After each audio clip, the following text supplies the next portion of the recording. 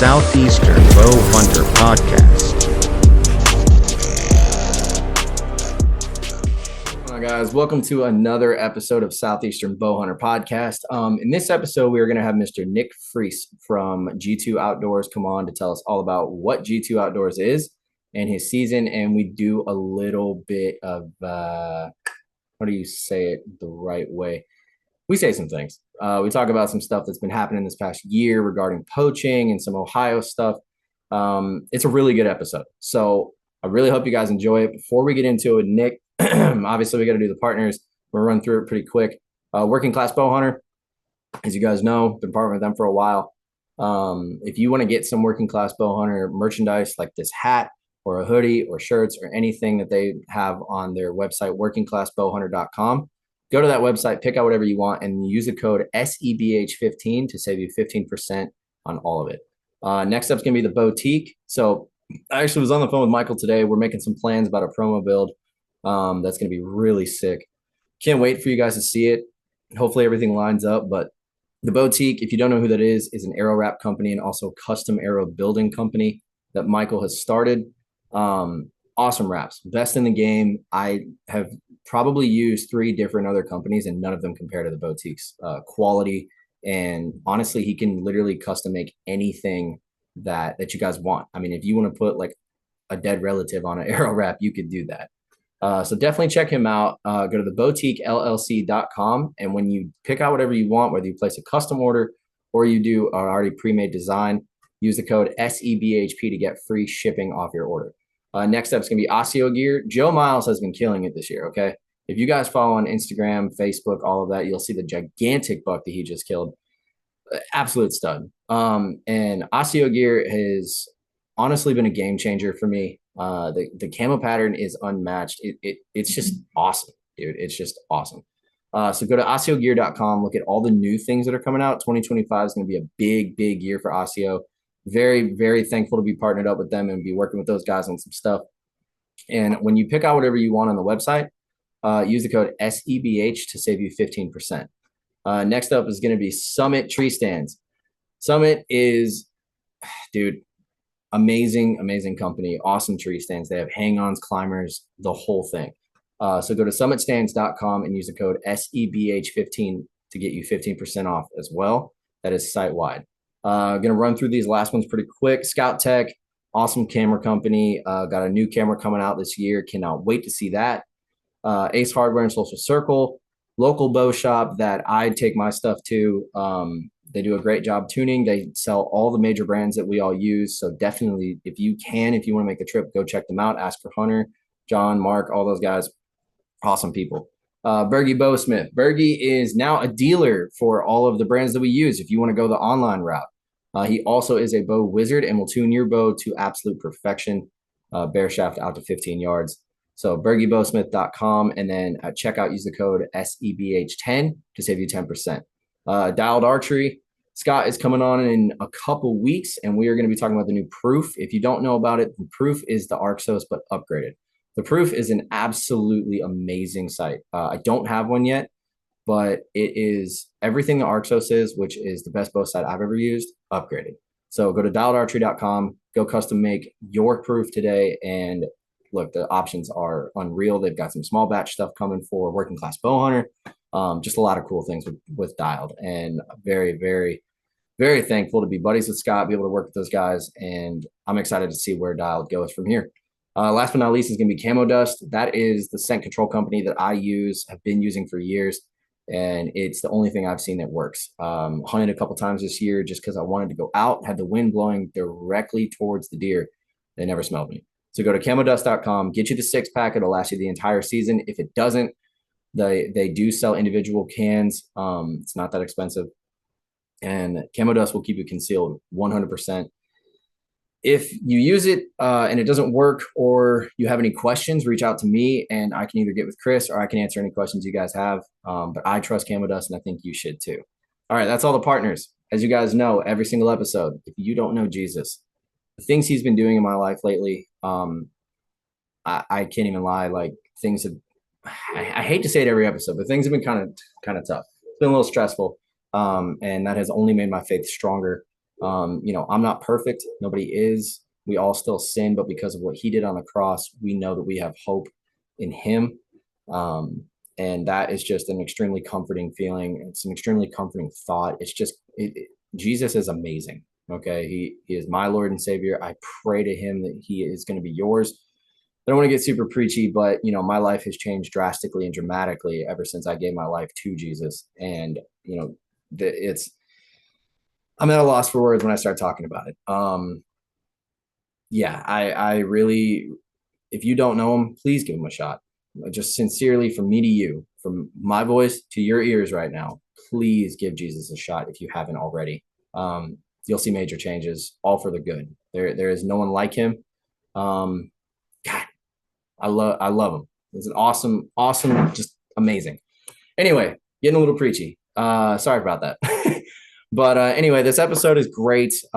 Nick was an awesome guest, and I cannot wait to get him back on and be able to go hunt with him in Ohio. A little bit of a spoiler there. But yeah, man, look, enough rambling. Let's get into it with Nick Freese from G2 Outdoors. We got Mr. Nick from G2 Outdoors with us today. This episode is going to be a good one because I've only known Nick for a month now? Yeah, just about. And I hardly get on TikTok, so I'm terrible. I don't even have TikTok anymore. So that's our communication has been a little small, but it's all good. What's going on, dude? What's going on in the G2 Outdoors life right now? Not a whole lot, man. Wrapping up the season here in Ohio come February, first week of February, our season in Ohio ends. It's definitely been a season for the books so far. Finished up bear hunt in December. We went down to North Carolina, but just been kind of getting back in the flow of things, prepping for the off season, getting everything ready for the off season. Gonna be putting some food plots in, some new sets in, and just preparing for next season. Gosh, dude, I'm jealous. Our regular season ended 2 weeks ago, and I've been kind of like, one day I'm wanting to go hunt so bad, and I'm looking at my cameras, just seeing deer that I was chasing, and then the next day I'm like, I don't even want to think about this. It's been a roller coaster lately. It's a good thing and a bad thing in the same sentence, because I had a chance at a buck.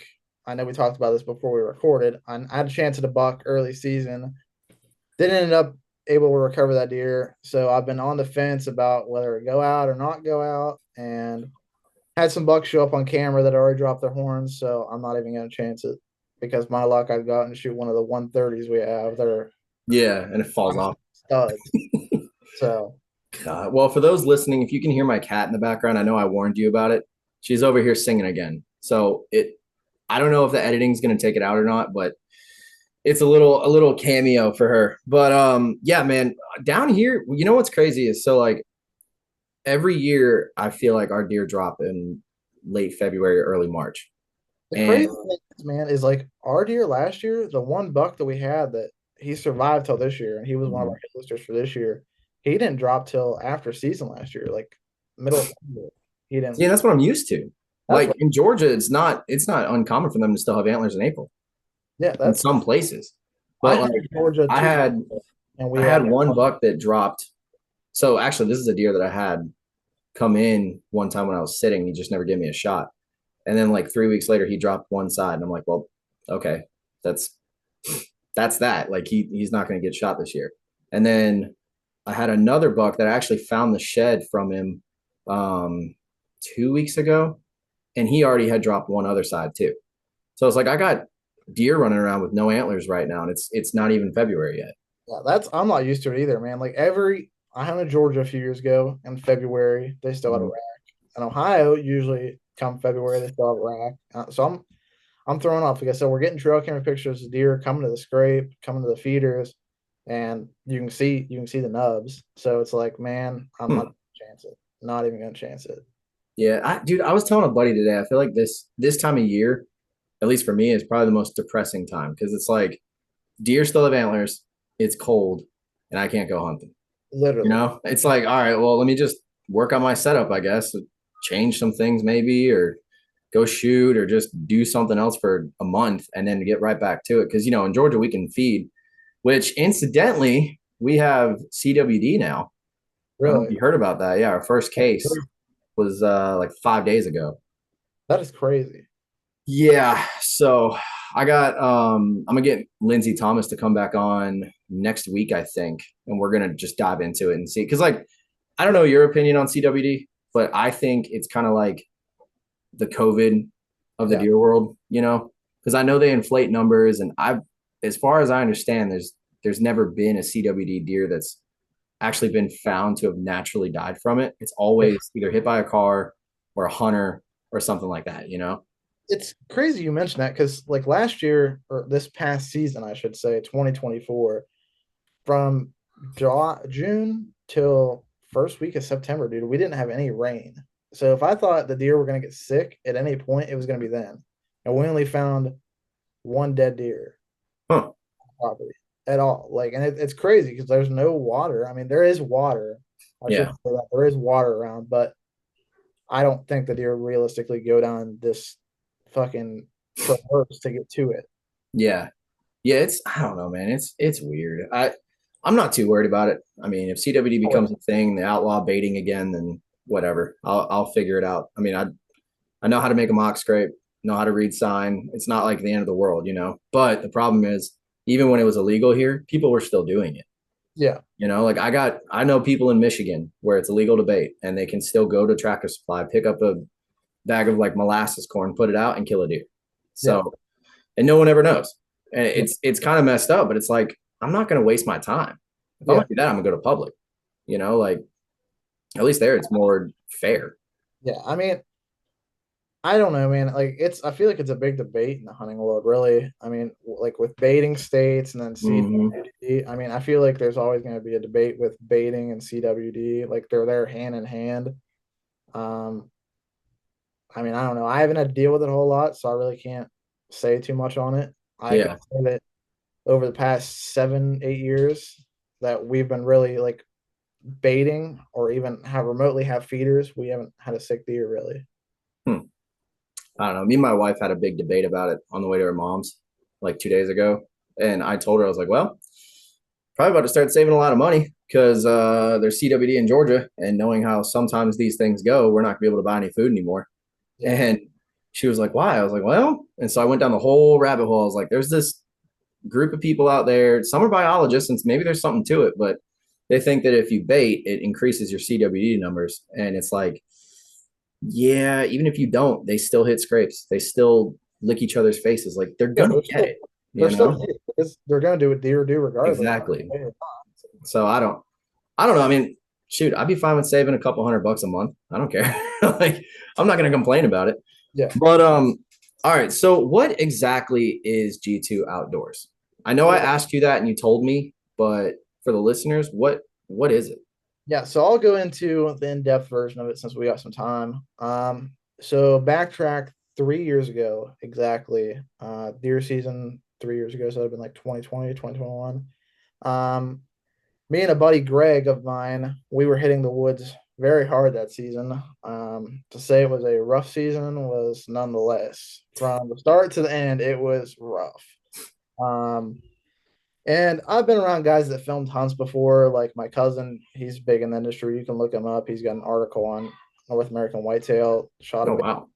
Shot a big 4 point in Kentucky last year before. So I've been around filming hunts for a while. Haven't really done it much myself, but 3 years ago, me and my buddy Greg, we were sitting in the blind. I'm like, hey man, how cool would it be just to film our hunts? And I said, not even really for like the views or anything like that. I don't care about that. Just to put it out there. So if what we're doing could help somebody harvest a deer of a mature caliber, I mean, it makes it worth it to me, really. So that we went through that season, didn't really do much filming due to camera equipment's really expensive. You got to have a DSLR, editing, all that stuff. You got to have a shotgun mic, or else your audio is going to be shit. So we didn't really do much filming that season, but was just preparing for the next season. Me and Greg, the guy that when I talked to him about it, we was like, yeah, we're going to do this. We ended up splitting apart. We went different ways. He got on a different property hunting. So we kind of split up there, and then I quit working at the place we worked at together. So that kind of stopped us there. But my other buddy, Sean, who has been with me through this whole thing, was still a part of us and hunting with me on my property because I own the farm that we hunt on. So I said, hey, dude, I really want to hit this hard. You never know what could happen in the hunting industry with starting filming your hunts. You never know how it could help somebody that's in the same predicament you are. So fast forward till this year when it actually started exploding. We started filming our hunts all the way up until last year. We had our YouTube, which was we had like 5,000 subscribers, which on YouTube is actually pretty good, as you know. Yeah. And Damn. I had 5,000 subscribers, and I accidentally deleted that account. So Oh. now I got to no. start. Now I got to start from fresh, which sucks, but it's kind of a blessing in disguise because we've been actually grinding it out, trying to put as best content as we have out. Like I don't try and just push videos out on the fly. I want them to be the best and like kind of go into the description and narrative of what we're doing and how we're doing it. Just like I said, man, for me, it's you never know, dude. Like hunting's not as easy as we want to play it out to be. I mean, anyone can go out there and just kill a deer. I mean, I could go out to the woods right now and kill a 2-year-old 8 point. I mean, it's not really that hard in Ohio. Yeah. I'm Or you not could do what CJ Alexander did and then just, which I want to touch on that since you're in Ohio, but we can save that for later. glad you brought that up because Yeah. Well, but like I said, man, it's not really hard. I mean, I'm not bashing anybody in Ohio, but it's a baiting state. So yeah. it's not really hard to go out, put some corn out, get a 2-year-old on camera and kill it. hmm It's not really that hard. Um, I'm not gonna sit here and say that we've been running mock scrapes for 3 years and I've shot every deer over mock scrape. I've killed deer over corn, but the biggest deer I've killed to date, I didn't kill over corn. I killed him on a trail walking toward a scrape. hmm So, I mean, that's it to me. That's why I wanted to start the channel. And Sean has the same morals and values I do. I said, man, like if what we're doing could help somebody kill a deer, a mature deer of the caliber that we're hunting, it makes it all worth it. Because let's face it, hunting is an expensive hobby. I mean, I want to say it's a hobby, but it's expensive. Yeah. You're devoting your time to it, which is expensive. You're devoting your equipment. The equipment's expensive. hmm Corn's expensive. It's just a lot. So if we can save anybody any bit of time with showing them what we're doing, it makes it worth it for me. And it makes it nice because I mean, I like filming hunts. I enjoy filming hunts. I could care less how many views or followers or subscribers we get off it. I just personally enjoy it. There's nothing better than it. Yeah. Dude, it's so funny you say that. Like, I was thinking back to the very first time I went to go hunt with my buddy Josh, and I was successful. Like, literally, first sit, I didn't even have a bow yet. I had like some 308 that I bought maybe a month before. And I go out there and kill this probably 1.5-year-old deer that now would be an absolute stud because he already had a full basket rack and everything. And I didn't know. And I Yeah. remember after killing him, and I was like, dude, yeah, hunting's not expensive. Like, what do you? Because when I first got into it, he was like, yeah, man, you're gonna spend some money. And I was like, look, dude, I used to drive race cars in high school. That's expensive. Okay, hunting, what, $20 for corn, a $300 rifle, $20 for ammo. Like, come on, dude, it ain't gonna be that bad. If I knew then what I know now, I had no idea what I was getting myself into. Like, Same here, dude. it's Which I'll touch on this real quick too. Like, I'm glad you said that because same here because I didn't grow up hunting per se. My dad didn't hunt growing up, so I mhm. didn't. I didn't go out with my dad. My uncle actually took me hunting for the first time, and I still remember my first hunt like yesterday. Went out for youth rifle season in Ohio and blew a deer's freaking kneecap off with a 410. God. Never found it. An 8 point, Jeez. and ended up getting it done 2 years later. And late season with a muzzleloader, ended up killing a 6 point. I think I was 8, 7. So didn't have an Wow. early start by any means. Um, 2 years later, killed an 8, and then really got heavy on it. Because I don't, like I said, I work in the oil field. I worked on call for the past few years, so I didn't get as Mhm. much time because with the on call schedule, they call, you go. So I didn't really want to be in the woods and chance them calling. So haven't really got a lot of time in the tree the past few years. So this year and last year was the 2 years I hit it really this hard. Um, but it's crazy because looking back a few years ago when I shot them deer, when I first got in hunting, I was like, man, this is cool. Like this is a cool hobby. Mhm. Said $20 here, $20 there, you get a deer.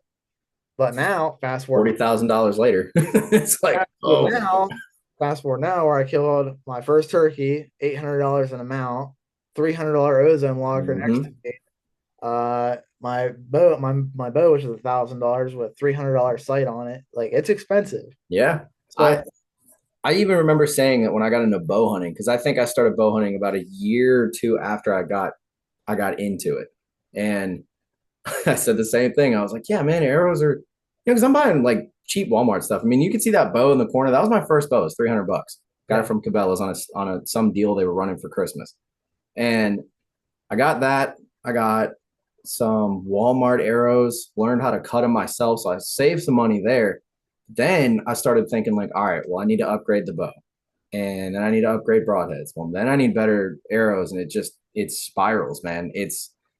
I'm not trying to make anybody sound like they shouldn't do it because it's amazing what we get to do, but just be ready to, you can start off like I did and be like, oh, my $300 bow is as good as I think at the time it was probably like the Halon 6 or something. That was the brand new Matthews, right? Or whatever. It was like the Hoyt RX4 that just came out, whenever it was. And I was like, yeah, my $300 bow is just as good as these $2,000 ones. And it's like, nah, I had no idea because I shot them and I'm like, oh, this is way different. This one sounds like a rubber band popping. This one, I can barely even hear it.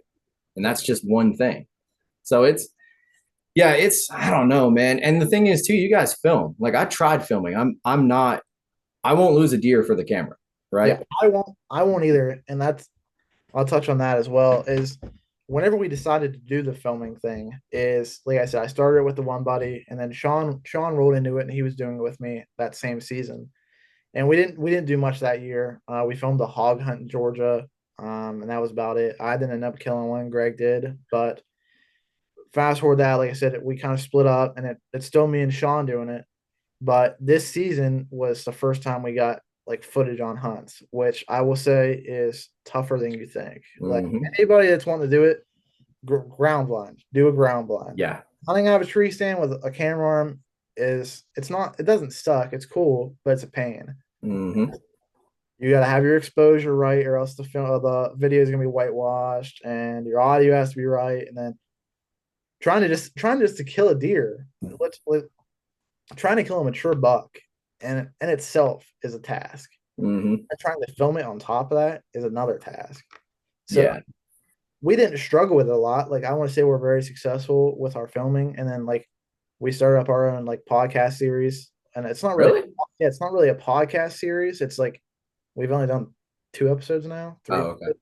But we started doing that on YouTube just because TikTok, dude, like there's so much bullshit on TikTok. I don't want to say that, and sorry for cussing on your podcast, but there's so much bullshit on TikTok, dude. About it's a lot of it is revolved around the hunting industry side of things. Like, dude, I just gotta say it again what I told you the other day. I'm glad I got rid of TikTok. Dude. Now, is it kind of crappy that, people send me stuff on there, like buddies will send videos or whatever, and I can't even watch it now? Yeah, that sucks. But I used to, like, at work, so I drive pretty much all over Georgia for work, right? And sometimes, like this morning, I got to my job, I had 30 minutes to kill. Normally, I'd be on TikTok just, killing time, swiping the whole time. I was actually productive.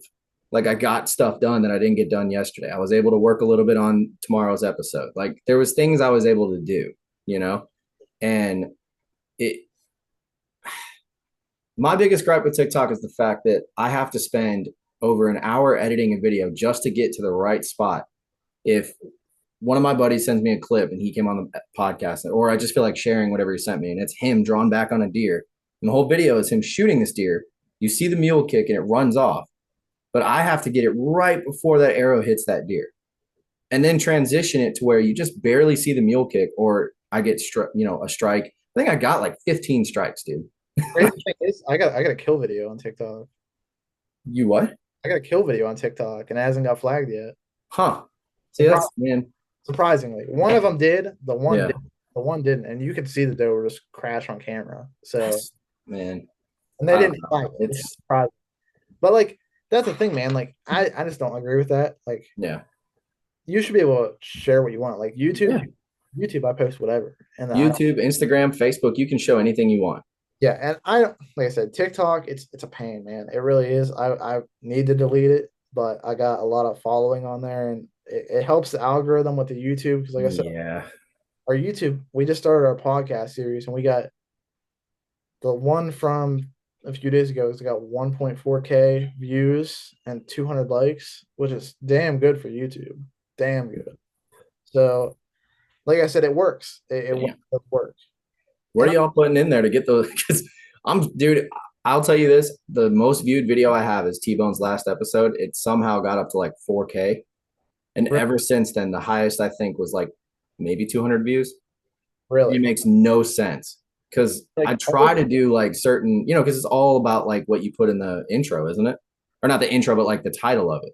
the title and what I found is like your picture, like Mm, the thumbnail does too. Like the podcast videos, I've been just doing like our logo as a thumbnail, hmm. but pretty much like the lowest viewed video we have is 143, Hmm. and then like How nine many subscribers do you guys have now? 621. Wow. Huh.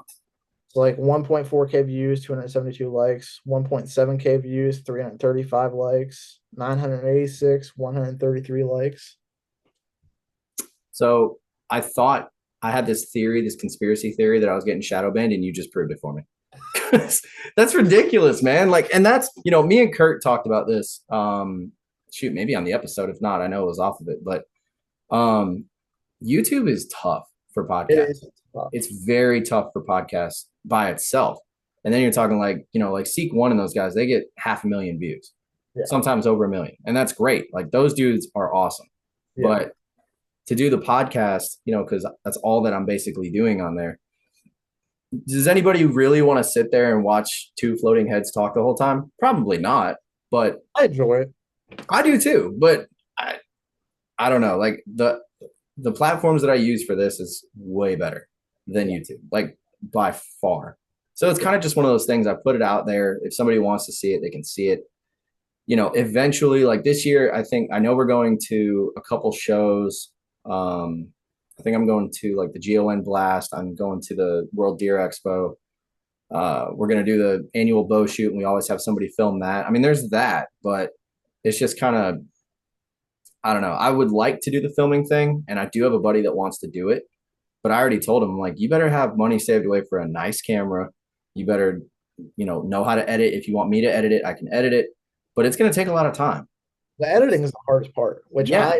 I downplayed that. I said going into it, I wish I would have known what I know now. Is like hunting in a hole is hard. Filming is harder.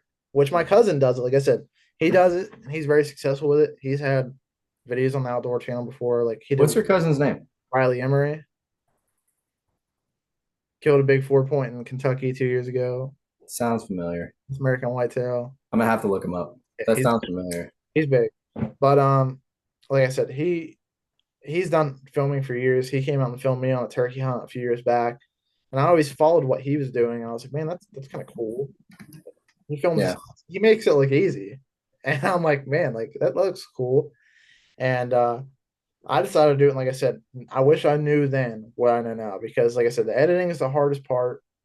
And if anyone is gonna do it, I would recommend them to save up some money. Because like I said, you gotta have a DSLR. You almost have to have a shotgun mic or a different mic than the stock mic, just to muffle wind, Well, any outside noise.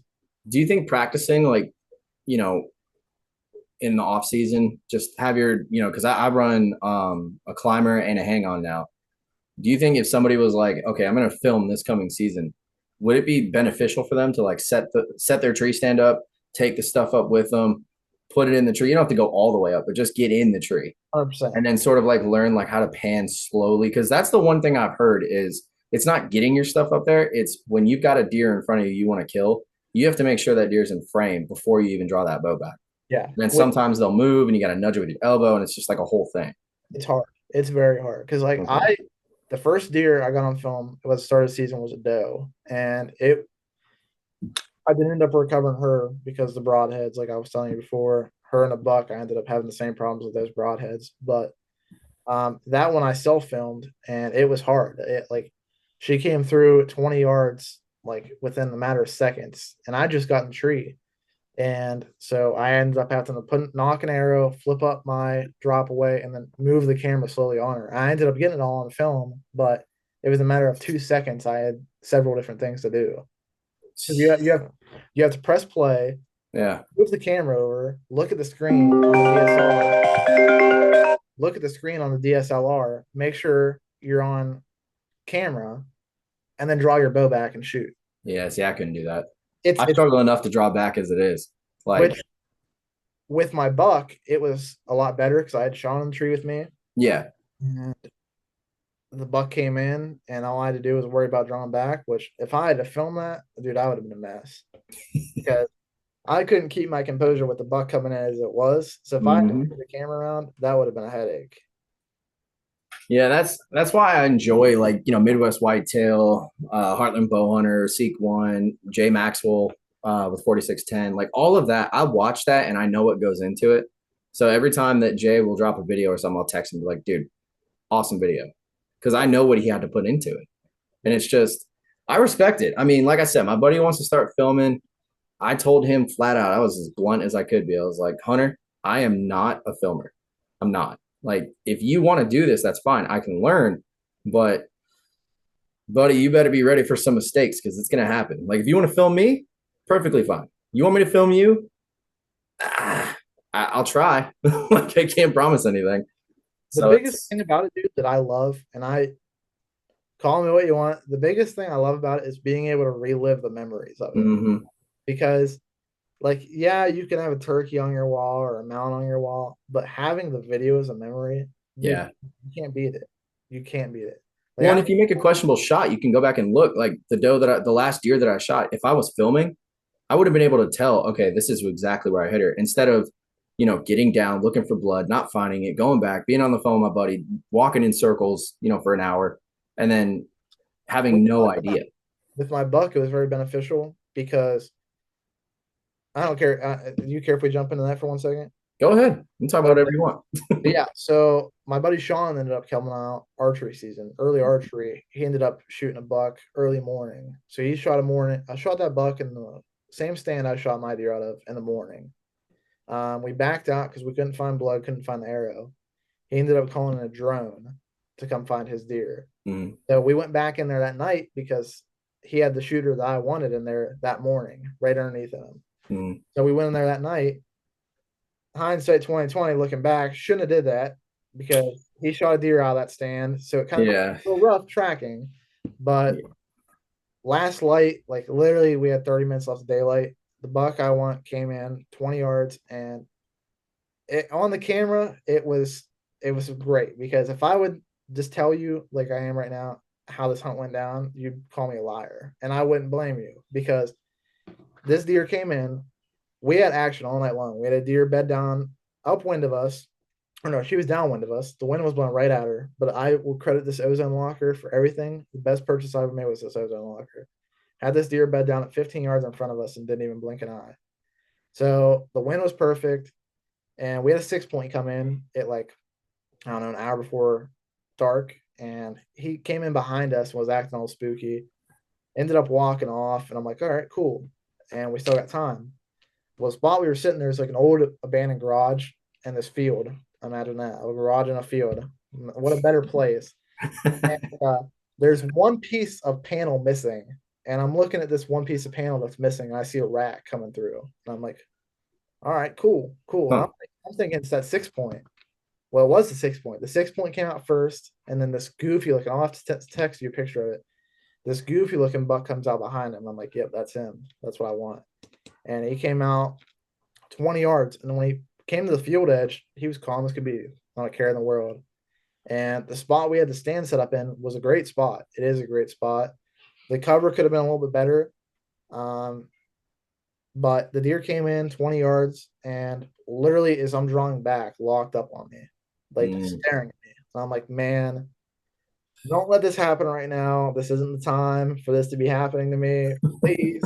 Please, let's do this. And he ends up busting out of there at 20 yards. So he bolts back and turns, and I have this small little window to shoot. And so I drew back, and Sean's recording. I'm like, hey, what's he at? And I knew it was 20, but I just wanted to make sure. Mm-hmm. And he didn't answer me. So I'm like, well, he's at 20. I know he's at 20. So I let one fly. And like I said, it could have been a few inches lower, maybe. I mean, but having that on film was great. It was literally life-saving because we called the drone in that night. The drone found his deer within an hour. Didn't find my deer. So that makes me believe he survived. But when we Yeah. found that blood trail, the blood trail was phenomenal. Like, you really couldn't ask for a better blood trail. We lost blood at 150 yards from the hit, and it just looked like it clotted up, maybe. See, that's what's tricky about blood trails, man. Like that last deer I shot, I'll send you the photo of the arrow. You would honestly think that she's done. I mean, just everything told me from experience that, oh yeah, that deer's dead around here somewhere. And I mean, I was going up and down. I literally did a whole kind of like a spiral almost. Like I went as far as I felt comfortable going because, it is 1 acre. So I'm kind of like playing with it a little bit. I was walking a public road, kind of shining my light, in the woods, and I didn't see anything. I didn't see any blood. So I go from that and I just do a whole spiral back to where I saw her last. Yeah. And nothing. And so like I kept thinking at first, I'm like, all right, double lung, she should be dead. Then I was like, well, maybe it was brisket. And I was like, oh, it's not going to be that bloody. Yeah. And I heard the pop. So like I know I hit something. And I finally came to the conclusion it had to be one lung and gut, or one lung, liver, gut, because there was white hairs on the arrow and no blood trail. And from my experience, like with that beast head, it kind of, if you hit them right, they'll die quickly. If you don't, then, and even the deer that I did kill that died 30 seconds after I shot her, I checked for blood and there was literally no blood trail at all. And that's full pass through double lung. So I don't know, man. I really don't. Like, it's crazy because like when we went to draw, we found Sean's deer, drug his buck out. And as we're dragging his buck out, like we drug it up to the main field and I looked to the left and there's an arrow laying there with a luminoc. I'm like, no shit, that's my arrow. I pick it up. The chisel tips busted off. One blade was missing, but half the arrow, and I'm shooting a 29-inch draw. So 29-inch arrow, half of it was covered in blood. Yeah, you should have. And like I said, when I shot that doe that I got on TikTok, I have the video posted on YouTube too. When I hit her, I hit that buck in the exact same spot I hit her. A few inches high, but exact same spot. And she went 20 or 30 yards and barrel rolled down the hill. So I don't get it. Bigfoot took it. That's what it was. Bigfoot. Yep, it's the Ohio grass, man. Dude, truthfully though, we underestimate how freaking strong these deer are. are. Yeah. I've got a deer. So last year I was shooting, because I like to tinker with broadheads, right? And back then there was no affiliations with anybody. I could get whatever I wanted and I wouldn't have to worry about it. Well, I was shooting a fixed blade for the first time because I'd always been an expandable guy. And this deer showed up. I wanted to kill a doe because I hadn't killed anything yet. So I drew back, shot her, I want to say she was broadside. She might have been slightly quartered away. Actually, no, I'm sorry. She was quartered away. And God, these deer are mixing up in my head now. So anyway, she was quartered away, drew back, let it fly. I'm trying to tuck it right behind the shoulder.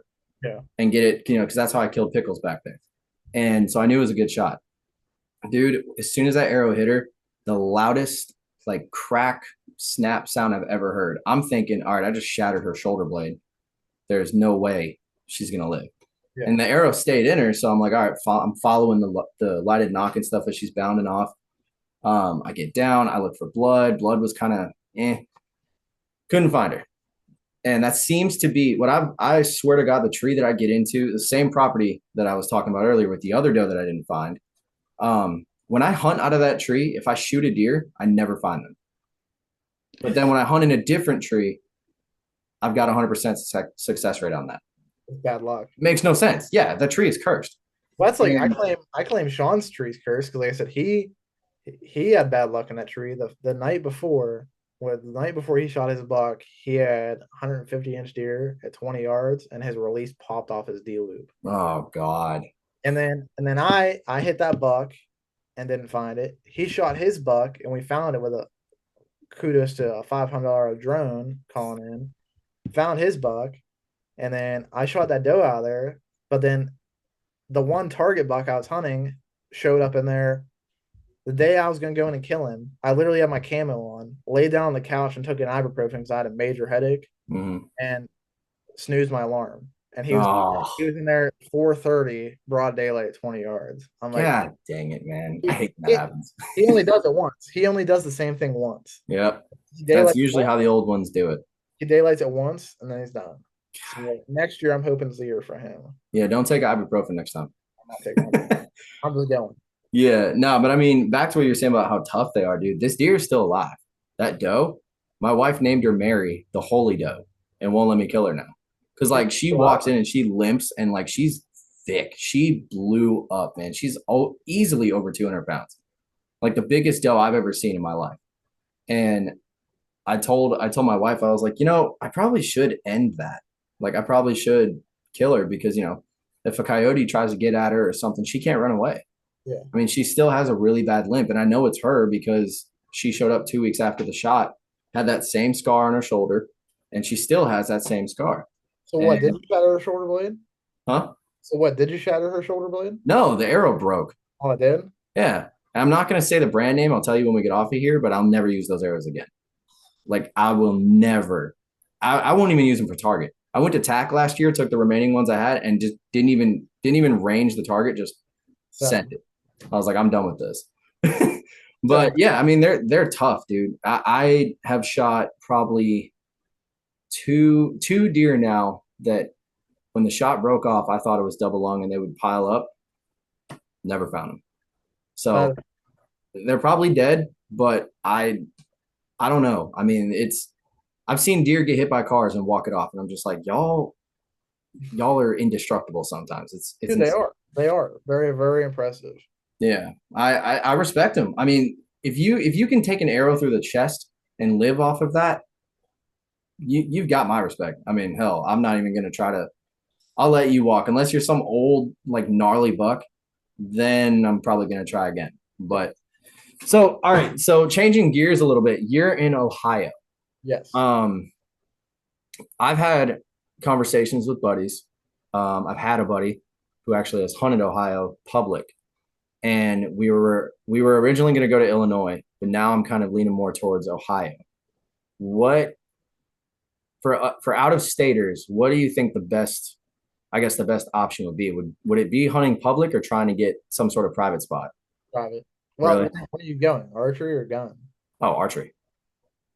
So I don't know, man. Like archery, I could get in a whole debate on this. Is like there's several good public land spots relatively close to me, like within 15 minutes each way is a public land spot with really good deer, like 140 plus bucks, like mature bucks. Yeah.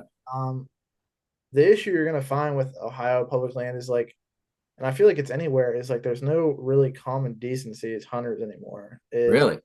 Like I've never hunted public in Ohio. I got buddies that do. I got buddies that grind it out in public, and it's all the same thing. Like they'll be sitting a set, they'll get in there an hour before daylight and just sit. And then you got Joe Schmo that walks in your set at 8:45 and bumps a deer.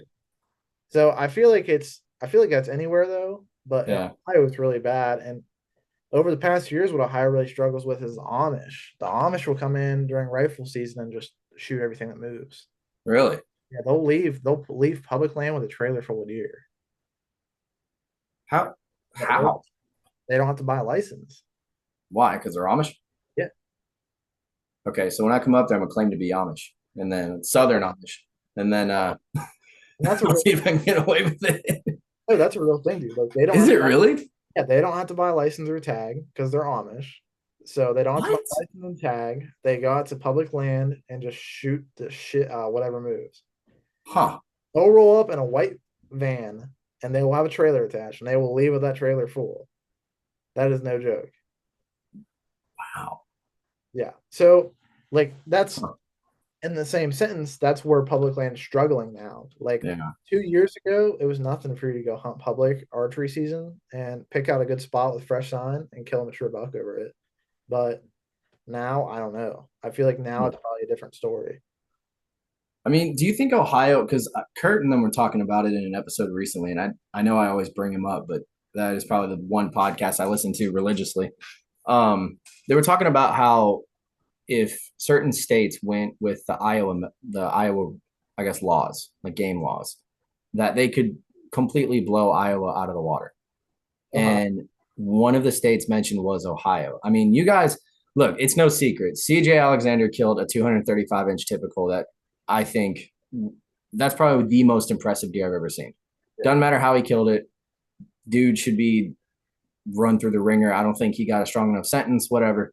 But there was another guy this year that killed a deer almost just as big in Ohio, wasn't there? I believe so. Yeah, and everybody's all like, "Oh, are we sure it's legal this time?" and all this crazy stuff. I mean, what is it with Ohio, dude? Because I follow the Instagram pages they have, and it's like every year there's multiple. I think I counted 9 200s killed last year out there.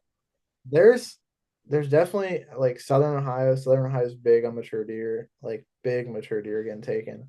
A lot of it's like out past Columbus. They got a lot of big ag fields out there. I know a guy on TikTok killed a 200 incher with double drop tines.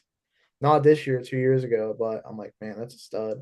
But the thing about Ohio, man, like if you got the property and you can manage it right, manage it. Like a lot of guys don't manage their properties in Ohio Mm, because I hate to say it, like archery hunting in Ohio is a dying thing.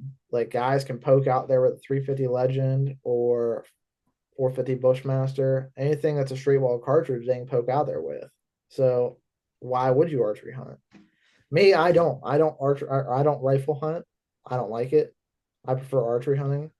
So, like I said, my guy.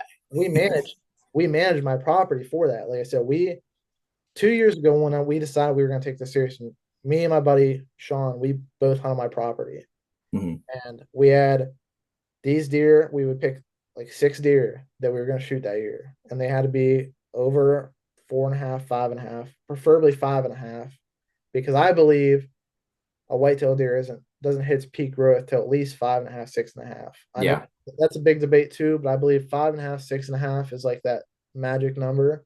Mhm. They're about to be like probably at their max. But I don't know, man. I do know there's a lot of big deer getting killed in Ohio, like 150, 160, even as big as 200. That CJ Alexander deer, that thing was a stud. Dude, I don't know if you've heard any of the episodes of me talking about that, but that's still I haven't, it's but huh? I haven't heard your podcast, but I listened to the Hunter podcast, and they were doing an episode on it. That whole situation, man, like I reached out to CJ. I talked with him when the whole thing started, and at first I supported him because I was like, okay, the biggest thing was a red flag for me at first because I don't know anything about, CJ. I don't know anything about the laws, and I didn't know anything. I mean, I was following it very closely, but nothing was really coming out for a while. And the only thing that stuck out as a red flag was he said that he forgot his phone when he went in there, but the first thing he did after he shot that deer was call Corey or whatever. Yeah. And I was like, that doesn't track. I mean, I guess if you really want to try and convince someone, you could say, oh, well, I left my phone at the house. So I went back to the house. Then I called Corey. I just didn't feel like giving those details. Okay, fine. I guess you could buy that. But That whole thing stuck out to me too, listening to him talk on the podcast because mhm, he was on the Hunter podcast talking about the deer. he was on the Hunter podcast once, and I know he went on Hunter's Advantage too. And I even texted Christian. I'm like, dude, what do you think? He goes, I'm gonna tell you the same thing I said in the episode. He's either the luckiest guy on the planet or he's the world's largest narcissist. Yeah, because And like his story didn't line up with the phone thing, and I mean, like, yeah, you could just forget your phone or leave your phone at the house. I Like, mean, he's no older than you or I. I yeah, mean, no, I keep my phone on all the time in case something happens. yeah, Like you just don't forget your phone these days. Unlike some, you know, old country hillbilly that's like, oh hell, I don't need a phone, and then he didn't even have one anyway. You yeah, know. yeah. So I don't know that what pisses me off the most is he went on the Hunter podcast and said that, and he started giving thanks to God for giving him that deer, for bringing that deer to him. And that's where my sympathy started, you know, because I'm a Christian. I push it in every episode and all that.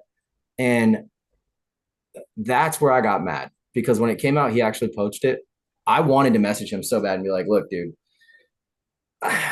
this probably doesn't mean anything. I forgive you for what you did, right? Like, you poached a deer, you try to play it off as it being legal. I forgive you for that.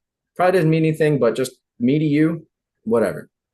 The fact that you brought the Lord into it and tried to make it seem like this was some big blessing, when the text came out and you literally said, I found this deer, we're going to make so much money. Like, come on, dude.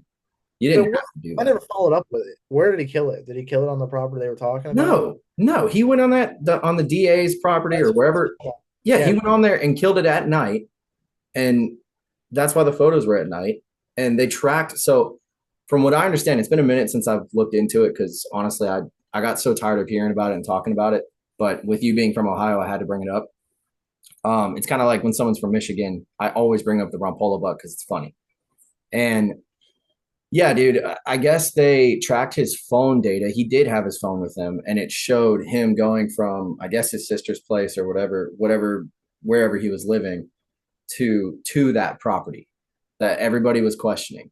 And then the time frame didn't add up. There was a gas station photo or video of him getting ice, and it was just a whole thing. And it's like, dude, you should know better, you know? I feel like no deer is worth that. It's not. I can tell you this. Earlier this year, before all this CJ stuff, you know, came to a head and we figured out what happened, I had one buck. You probably know which deer I'm talking about, Trike, the one I was obsessed with all off season, because I had that deer trained.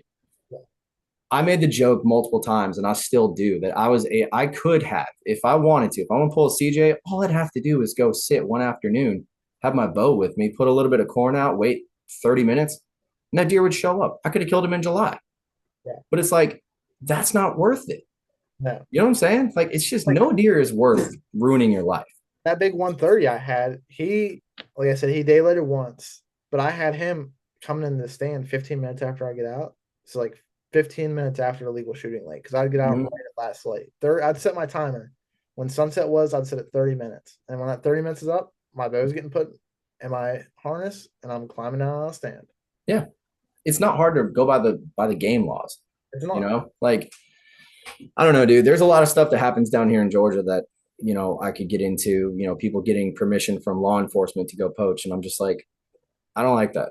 I mean, I get it, the deer numbers are high, but it's like, dude, come on. If that's the problem, extend the season out there. Give them extended archery, you know, because we have, so like, our regular season ends the second weekend of January. We have different counties that where Lee and them hunt. That specific county is an extended archery county. So you can go from opening day to the end of January and bow hunt the entire time. And it's like, if we have certain counties where the numbers are too high and there's more accidents or crop damage or whatever, just give them extended archery. I'll gladly go take care of it. I don't care. So there's a lot that's changing, but the whole CJ thing didn't make sense in a nutshell, because like how he went on the podcast and said he had no history with that deer. That deer, that big of a deer, there's someone in, like, it's Ohio, dude. Everybody in Ohio damn near hunts. If they don't, they know somebody that hunts. That was the crazy part to me too, because I guess where the deer was, there was one, I saw the photos, but there was one or two photos from October, and that was it. And I think because he was on some sort of refuge or whatever, he was living on the refuge and going over to the other property. Nobody ever saw him, as far as I understand. Maybe more stuff came out. Like I said, I haven't been following it anymore, but it's one of those things. Like, even the Rompola buck, okay, the deer that I'm convinced is fake. I'm convinced it's fake. People claimed, yeah, like, I'm not even going down that rabbit hole. I've done that enough. I've talked to people that claim they've seen trail camera photos of him, or not trail camera photos. They took photos of him in a field or something. And it's like, do you really believe, like, is that true? Did you see a deer that looked like that and just Mitch killed it? Or are you full of crap because you want this thing to be real? Yeah. You know, it's a whole thing that part of the hunting community, it's interesting to follow along with, but doing this, when you get someone on there that either fully believes it's real or thinks it's, completely fake, Yeah. it gets a little Western sometimes. Like the last one I did with Dan, who lives in Michigan, the comments I got on there, 99% of them were, oh, well, there's this DNR officer that said it was real. Why would he say it's real? And it's like, he's probably getting paid. Or maybe he thought it was real. DNR officers are not deer biologists. No. Like, I've got a friend that's a DNR officer. I've got a friend that's a deer biologist. They don't do the same thing. It's just, I don't know, man. I feel like I'm going on a tangent, so I'm gonna stop. But it's just annoying, when people do things like what CJ did, because that just makes us look bad. Like we try to do things by the rules, and that dude let money get in his head, and he didn't get any of it. Now his life's ruined. Yeah. So I don't know. I mean, is that a big thing in Ohio, is poaching? Like, I feel like it's very common. Yeah. really? Because like I'm not gonna say like I'm not even gonna compare Ohio to Iowa, but Ohio's got some pretty decent bucks, and I feel like it makes people very stupid. Yeah. I don't know, man. Like I said, I don't feel like any deer is worth that in my opinion, but people are wired different. I mean, I feel like it's more common than a lot of people want to admit it is in Ohio, at least. See, and that's what I thought. I had my buddy Daryl come on, like a month. Was it a month ago? Yeah, about a month ago. And I asked him because he's very well connected in everything hunting in this area. Like he's basically a local legend. And so I asked him on there, I was like, do you see a lot of poaching? Because he's got clubs so that's another correlation that I noticed with you guys managing your property is down here. There's a few clubs that do that where it's 4.5 or older or 130 or bigger. Yeah. And that seems to work because I mean, he killed a 130-inch 6-point. Which the way we came up with that management style is realistically, we set our goals as this is if we can consistently kill a 130-inch deer year in and year out, we're happy. Because I mean, you can't really beat it. Like, yeah, a 130 isn't a 150, but if I can consistently kill a 130 every year, you really can't beat it. I mean, Yeah. we have 150s in there. We had two 150s show up mid-October, first week of October, just out of nowhere. Like they weren't here all summer and they just showed up.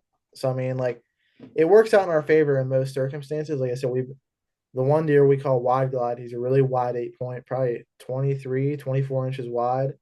Kind of matches my deer from 3 years ago. My deer 3 years ago was 22 inches wide. Good Lord. And he's 5.5, gonna be 6.5 next year or this upcoming season. Yeah. So but he's very smart. Very smart. Like I said, he never does the same thing twice. He's very smart about how he goes about things, and you better be hunting the right wind, is all I gotta say with him. Yeah, those smart deer, I'm telling you. I had a spot this year that had 6 different shooters on it, which is the most I've ever had. And I think all of them but one were 4.5 or older. And of course, I saw the 3.5-year-old, and that was the only time. And it was always like they daylighted, but it's just they knew somehow when I wasn't there. Which, like I said, man, I did not give this deer as much credit as I need to, which I have the utmost respect for this deer now because he's 6.5 years old. He's evaded us for well over 4 years, 5 years now. And he's very smart because the one stand, and that's another reason why I don't like hunting over bait, is because the night Sean missed that buck or his release slipped off his D loop, we snuck into my spot because I got out at like 4 o'clock. I said it started downpouring rain. I'm like, man, I'm not ruining my camera in this. I'm getting out. And got out, and the wind was swirling too, so I didn't want to bust that spot. Go out of the stand, went up to the house, went to town. I got some of that apple crush by Wild Game Innovations because they really they tear that shit up. Dumped it out and had that deer in there that night from 8 p.m. until 6 a.m. when I went in the next morning. Good Lord. Walking into the stand, I busted him out, but he was also hitting a scrape in there too. So that's partially why I don't like hunting over bait because they come in nocturnal and then you bust them coming in and then there's never going to come back around. Yeah, that dude, I learned that. I mean, I've kind of known that, but this year, especially having a new spot and that many bucks, all the knowledge that I've gotten like through doing this and buddies and stuff, that went out the window. I was like hearing T-Bone in my mind, just like, if you ain't baiting, you're waiting. I'm like, all right, T-Bone, I hear you, man. I was like, I'm gonna go get the best stuff that I could find. I'm gonna pour it out the same day, and that 6-year-old buck's gonna show up because he has no idea. It just smells good. And I regret it. I mean, they literally daylighted a couple times, and other than that, man, it's just been nighttime after nighttime after nighttime. And I don't know. I think next year, like, I'm still gonna bait, to keep them there, but I'm probably gonna strategically put it somewhere so I can catch them either going to it or like set it up near a scrape, or maybe on a trail to a scrape.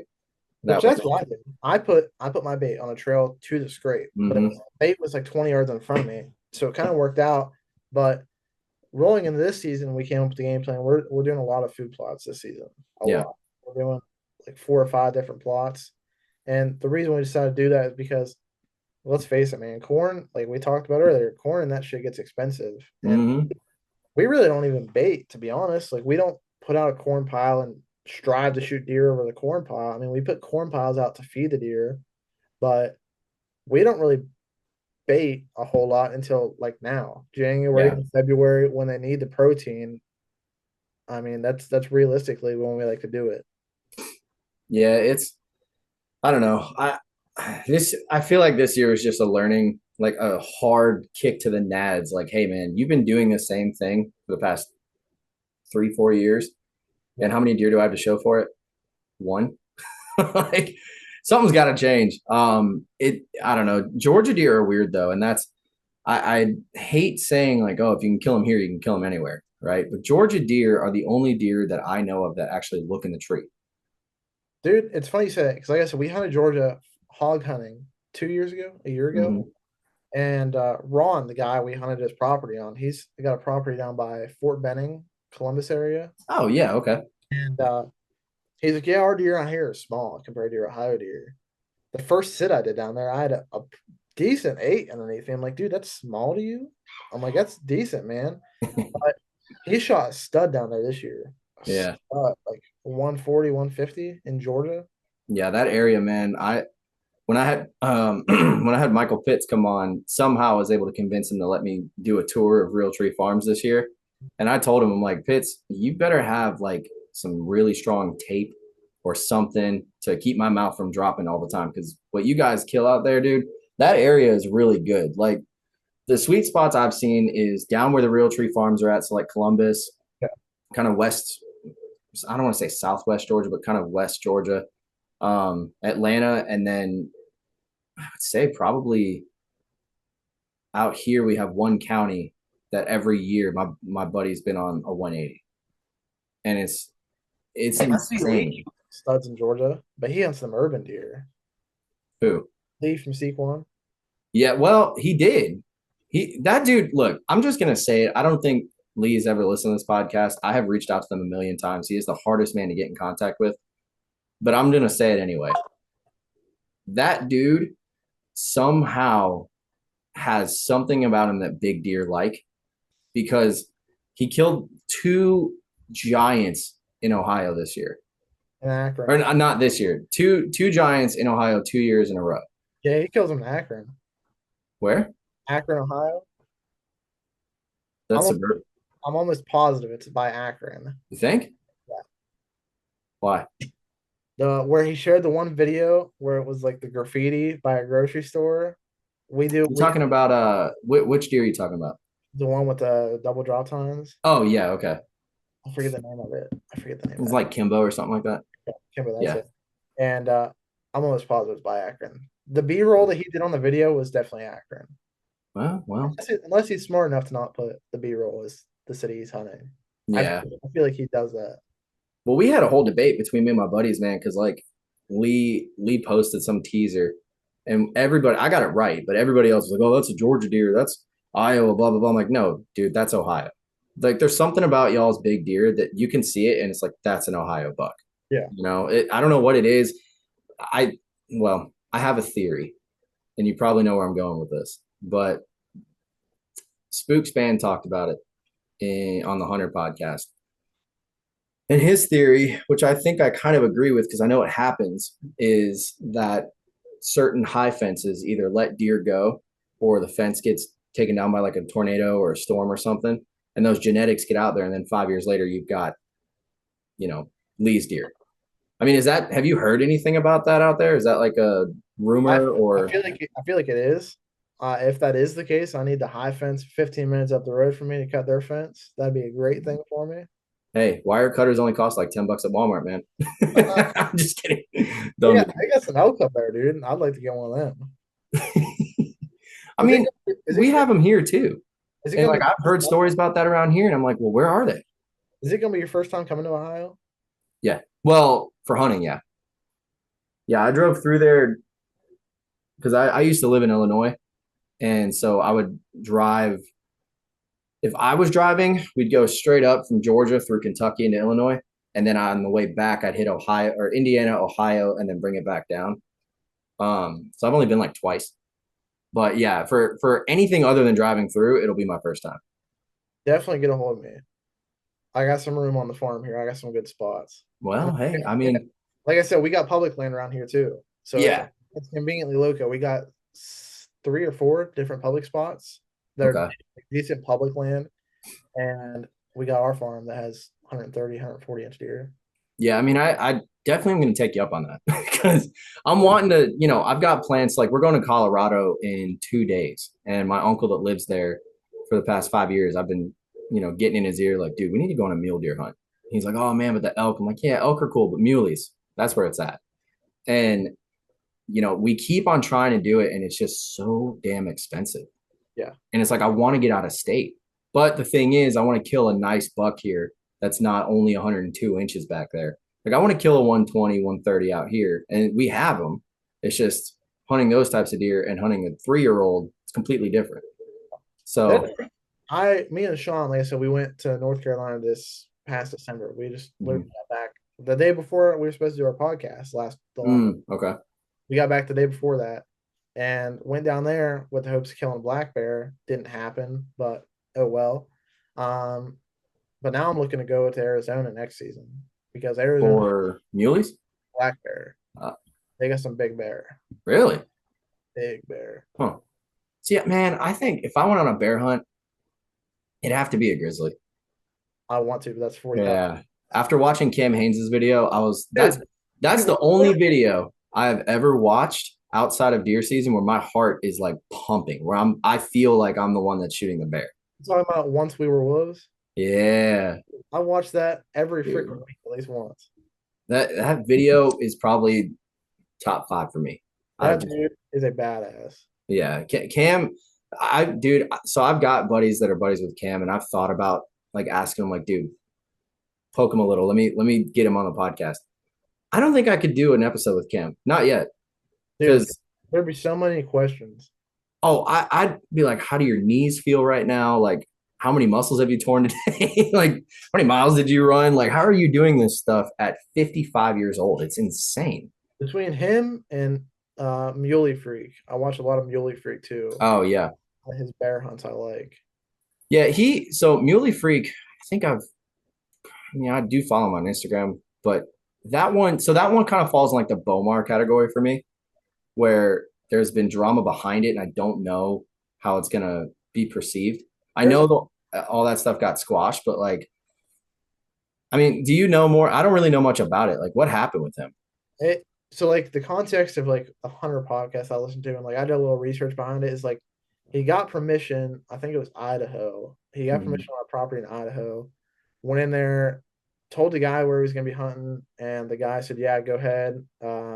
Ended up running into one of the other owners of the property because the property was in an LLC's name or something. Okay. Shot the buck, and the guy kept going back and forth like, oh, you pay me for the buck or you give me the buck, and he's like, well, I'm not giving you the buck, and then ended up was like, well, I'm not even gonna deal with this drama, I'll just give you the deer, and went to give him the deer and the game wardens were there, but Mm, they amended it from like a misdemeanor poaching to a felony, and then it ended up getting dropped from what I oh, heard. So I don't know. I really don't watch him for his muley videos. I really don't care that much about Muley Freak. or Yeah.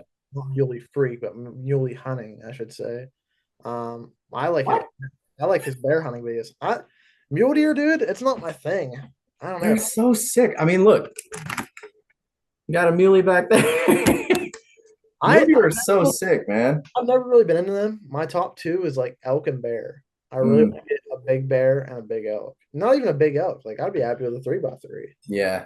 I mean, I would say, And pronghorn. Pronghorn's up there too. yeah. Man, I don't know. Pronghorn's kind of, I'm weird, dude. Like I got on turkey hunt. I probably am gonna go once or twice this year. It just doesn't do it for me. But I've got buddies that are all like, "Oh man, it's squirrel season." I'm like, "All right, have fun. Go over here and kill a couple of them. I'm tired of watching them chase each other." And then they're like, "Oh, it's rabbit season." I'm like, "All right, Elmer, have fun." And it's like, I love that people like that I'm friends with and stuff get out in the outdoors and all that. But two of my good buddies actually keep trying to convince me to go duck hunting.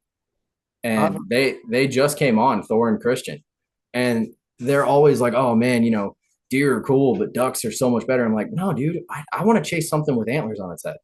You know what I'm saying? That's all that gets me excited. You can't beat the rush. No. So like my top three would be the first or at the top of the list would have to be caribou. I mean, that's 100%. I'm gonna do that before I die. If I don't hunt anything else, I'm gonna do that. Muleys, I don't care what state. I mean, I'd like Colorado, but doesn't matter. And then, God, dude, I don't even know. I guess an Illinois hunt on private land where there's like solid bucks at would probably be the top three. But that third one's a little rough or no, you know what? Blacktail. That's what I would do. Blacktail hunt in Oregon. Yeah. Yeah, See, I'm looking at getting a lease in Illinois because I want to go hunt Illinois. Because if everything works out perfect in Ohio and I'm tagged out, I want to be able to still go deer hunt. And that ain't nothing to drive 8 hours to Illinois. That ain't nothing but a thing. I can tell you, man, Illinois has got some giants. Like as a kid, me and my dad used to go watch this field by our house. It wouldn't be nothing to see a 150, 160 come out, and then you'd watch them fight. I mean, it was the coolest thing ever. And yeah, you know what? I take that back. Illinois would be number 3. Yeah. I could definitely. It's just like, man, I want to get a bear with a bow. Ever since watching Cam Hane's video, I want to kill a bear with a bow. Realistically, I'd like a grizzly, but that's $40,000. $40,000? Yeah. My old boss went on a grizzly hunt in Alaska, and for the bush plane in and everything, it's 40,000. Yeah, just give me a Road Ridge e-bike and a big backpack. I'd rather go that way. That's ridiculous, man. 40 grand? 40 grand. God. That's like what CJ has to pay. That's insane. That is what he has to pay. I know. I had to throw that in there. I'm done. That's the last time I talk about it. That's actually fun. I'm being petty. Gosh, dude. Yeah, I don't know. Now you got me all hyped. I'm gonna go watch a bunch of Alaska videos when we get off here. Dude. Awesome, man. Well, look, before we wrap this up, we've been going for about an hour. Is there anything we missed that you wanted to touch on or? Oh, man, I think we cover everything. I appreciate you having me on, dude. I like to hop on other people's podcasts, pick their brain about stuff, and just talk hunting. Yeah, well, we'll definitely do it again. Plug all your stuff. Do a shameless plug real quick. So yeah, we got G2 Outdoors on YouTube. We have TikTok, G2 Outdoors. Instagram is G2 Outdoors. Don't have a Facebook page yet. Working on that, and our website is www.g2outdoors.com. It is on maintenance right now, but it will be up in the next week. And are you guys gonna have like hats and shirts and stuff on there? Yeah, we're working on that slowly but surely. I just switched merch companies this season, so it's been kind of slow. We dropped our last person and picked up a new person for better quality stuff. So that's gonna be in the works for the off season, rolling into probably February, March. Gotcha. All right, cool, man. Well, you definitely are gonna be getting a lot of shares on that from me, because as soon as y'all start dropping all that or any video clips you guys drop, I'm gonna share it, and people are gonna get so tired of it that they'll probably stop listening to my stuff and just go to you guys, which is kind of the plan. So I'll make up for it. I'll get you a buck in Ohio. You seriously got to come up here, though, dude. Oh no, dude, it's gonna happen. The only thing is, I did tell 3 other of my buddies that we would go to Ohio. So bring them. You sure? Bring them, dude. I got spots. Okay, then I'll get that ball rolling. It'll probably have to be not this year, but the year after, but we'll make it happen. Yeah, we'll make it happen, dude. Awesome, dude. I'm looking forward to it. I'm so excited. I'm gonna kill me a CJ Alexander buck just legally.